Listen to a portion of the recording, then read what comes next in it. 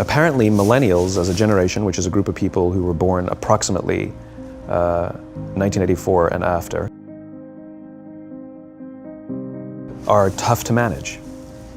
And they're accused of being entitled and narcissistic and self-interested, unfocused, lazy. But entitled is the big one. And because they confound leadership so much, what's happening is leaders are asking the millennials, what do you want? And millennials are saying, we want to work in a place with purpose, love that. We want to make an impact, you know, whatever that means. We want free food and beanbags. And so somebody articulates some sort of purpose, there's lots of free food and there's beanbags, and yet for some reason, they're still not happy.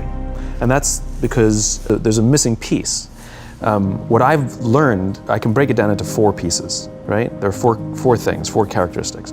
One is parenting, the other one is technology, the third is impatience, and the fourth is environment. The generation that we call the millennials, too many of them grew up subject to, not my words, failed parenting strategies, you know? Where, for example, they were told that they were special all the time. They were told that they could have anything they want in life, just because they want it. They were told, some of them got into honors classes not because they deserved it, but because their parents complained. And some of them got A's not because they earned them, but because the teachers didn't want to deal with the parents. Some kids got participation medals. You got a medal for coming in last, right? Which the science we know is pretty clear, which is it devalues the medal and the reward for those who actually work hard. And it actually makes the person who comes in last feel embarrassed because they know they didn't deserve it, so it actually makes them feel worse, right? So you take this group of people, and they graduate school, and they get a job, and they're thrust into the real world, and in an instant, they find out they're not special, their moms can't get them a promotion, that you get nothing for coming in last, and by the way, you can't just have it because you want it. And in an instant, their entire self-image is shattered.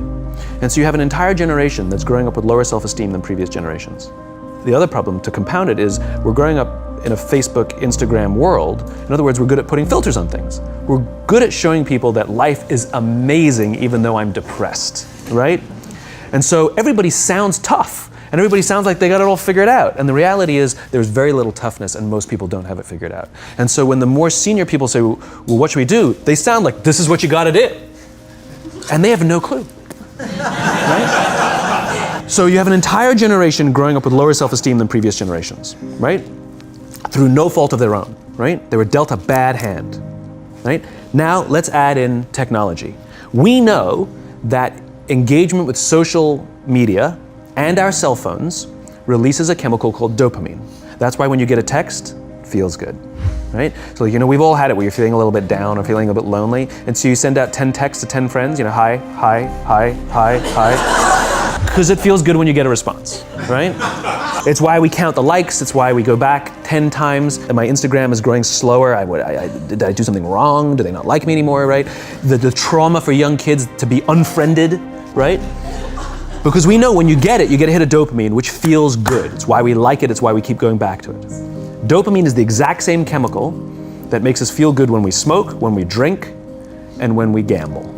In other words, it's highly, highly addictive, right? We have age restrictions on smoking, gambling, and alcohol, and we have no age restrictions on social media and cell phones, which is the equivalent of opening up the liquor cabinet and saying to our teenagers, hey, by the way, this adolescence thing, if it gets you down. But that's basically what's happening. And you have an entire generation that has access to an addictive, numbing, almost every alcoholic discovered alcohol when they were teenagers. When we're very, very young, the only approval we need is the approval of our parents. And as we go through adolescence, we make this transition where we now need the approval of our peers. Very frustrating for our parents, very important for us. It allows us to acculturate outside of our immediate families into the broader tribe, right? It's a highly, highly stressful and anxious period of our lives, and we're supposed to learn to rely on our friends. Some people, quite by accident, discover alcohol and numbing effects of dopamine to help them cope with the stresses and anxieties of adolescence. Unfortunately, that becomes hardwired in their brains, and for the rest of their lives, when they suffer significant stress, they will not turn to a person, they will turn to the bottle. Social stress, financial stress, career stress, that's pretty much the primary reasons why an alcoholic drinks, right? What's happening is because we're allowing unfettered access to these dopamine-producing devices and media, basically it's becoming hardwired, and what we're seeing is as they grow older, too many kids don't know how to form deep, meaningful relationships. Their words, not mine. They will admit that many of their friendships are superficial. They will admit that their friends, that they don't count on their friends, they don't rely on their friends, they have fun with their friends, but they also know that their friends will cancel on them if something better comes along. Deep, meaningful relationships are not there because they never practice the skill set, and worse, they don't have the coping mechanisms to deal with stress. So when significant stress starts to show up in their lives, they're not turning to a person, they're turning to a device, they're turning to social media, they're turning to these things which offer temporary relief. We know, the science is clear, we know that people who spend more time on Facebook suffer higher rates of depression than people who spend less time on Facebook. Right? These things balanced. Alcohol is not bad, too much alcohol is bad. Gambling is fun, too much gambling is dangerous. Right? There's nothing wrong with social media and cell phones. It's the imbalance. Right? If you're sitting at dinner with your friends and you're texting somebody who's not there, that's a problem. That's an addiction. If you're sitting in a meeting with people you're supposed to be listening to and speaking, and you put your phone on the table, face up or face down, I don't care, that sends a subconscious message to the room that you're just not that important to me right now, right?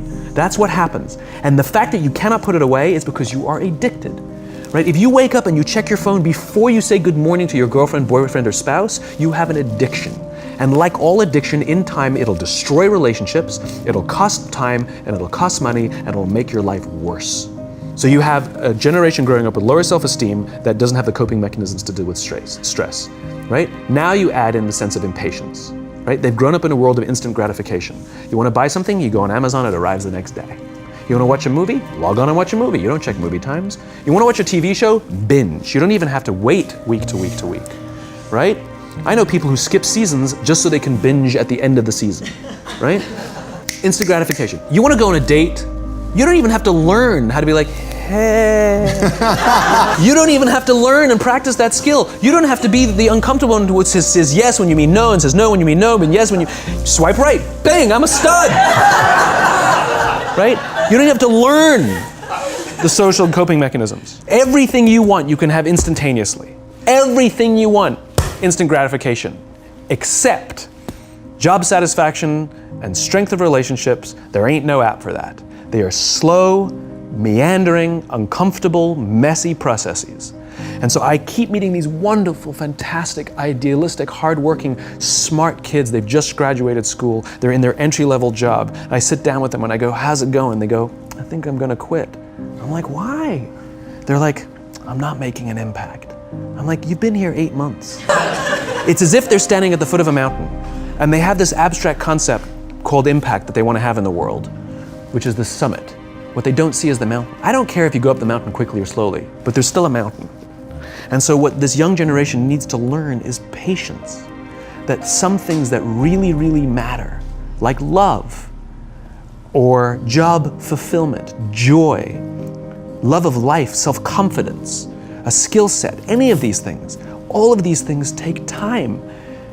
Sometimes you can expedite pieces of it, but the overall journey is arduous and long and difficult. And if you don't ask for help and learn that skill set, you will fall off the mountain. The worst case scenario, and we're already seeing it, is we're seeing an increase in suicide rates.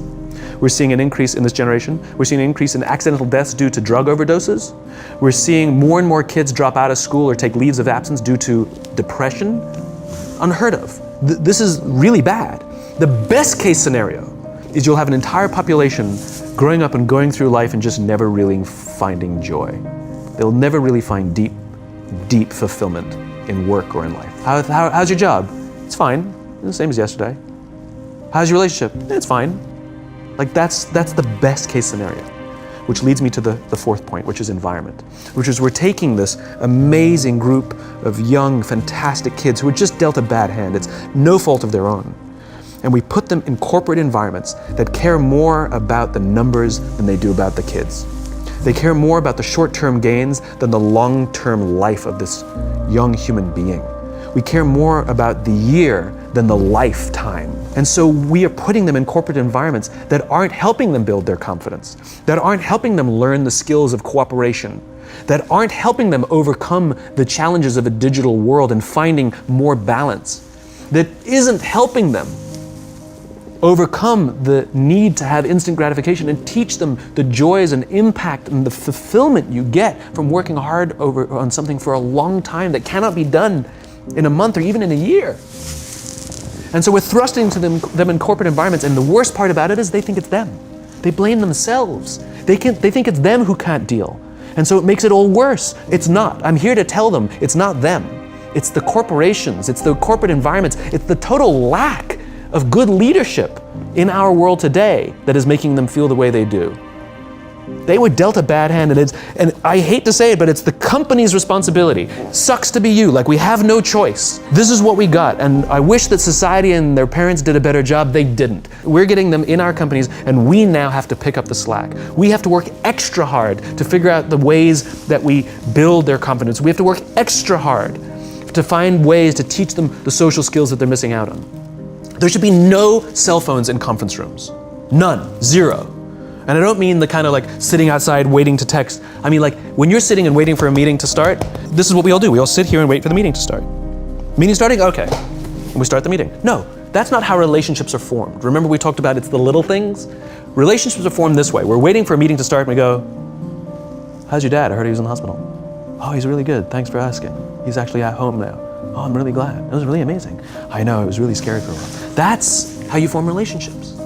Hey, did you ever get that report done? Oh my God, no, I didn't. I'll help you out. Can I help you out with that? Really? That's how trust forms.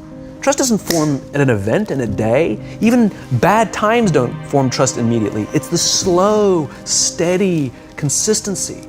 And we have to create mechanisms where we allow for those little innocuous interactions to happen. But when we allow cell phones in conference rooms, we just, okay, have the meeting.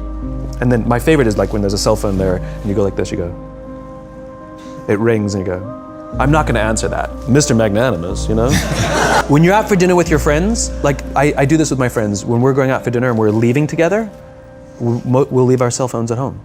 Who are we calling? Maybe one of us will bring a phone in case we need to call an Uber or take a picture of our meal. I'm an idealist, but I'm not insane. You know? I mean, it looked really good. We'll take one phone. And so it's like an alcoholic. The reason you take the alcohol out of the house is because we cannot trust our willpower. We're just not strong enough. But when you remove the temptation, it actually makes it a lot easier. And so when you just say, don't check your phone, people literally will go like this. And somebody will go to the bathroom and what's the first thing we do? Because I wouldn't want to look around the restaurant for a minute and a half, you know? But if you don't have the phone, you just kind of enjoy the world. And that's where ideas happen. The constant engagement is not where you have innovation and ideas. Ideas happen when our minds wander and we go, and you see something, I bet they could do that. That's called innovation, right? But we're taking away all those little moments. None of us should charge our phones by our beds. We should be charging our phones in the living rooms. Remove the temptation. You wake up in the middle of the night because you can't sleep, you won't check your phone, which makes it worse. But if it's in the living room, it's relaxed, it's fine. But it's my alarm clock. Buy an alarm clock. They cost $8. I'll buy you an alarm. The point is we now, in industry, whether we like it or not, we don't get a choice. We now have a responsibility to make up the shortfall and to help this amazing, idealistic, fantastic generation build their confidence, learn patience, learn the social skills, find a better balance between life and technology. Because, quite frankly, it's the right thing to do.